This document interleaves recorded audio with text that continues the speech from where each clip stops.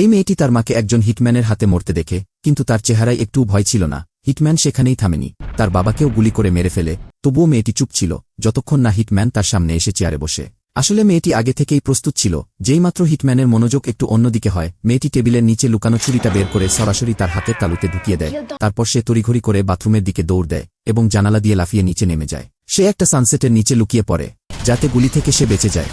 এরপর সে মুখে একটা চিপ ঢুকিয়ে নেয়। এই চিপটাই হিটম্যানের আসল টার্গেট ছিল। সে দেয়াল ডিঙিয়ে একটা গাড়ির উপর লাফ দেয়। পেছনে হিটম্যান তাকে তাড়া করছিল, কিন্তু মেয়েটি সোজা ড্রেনেজে ঝাঁপ দেয়। সবাই তার দিকে লক্ষ্য করে গুলি চালাতে থাকে, কিন্তু সে বেঁচে যায়।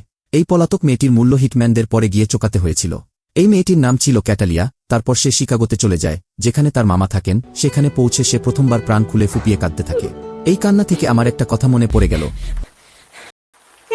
নিজের বাবা মা অপ্রত্যাশিতভাবে মারা যাওয়া কতটা যন্ত্রণাদায়ক ব্যথা, কতটা অসহ্য, যার ভয় সে ছাড়া কেউ উপলব্ধি করতে পারে না। আর যদি সেটি হয় নিজের চোখের সামনে, তখন তো আফসোসের সীমা থাকে না। আমি নিজে একটা প্রমাণ।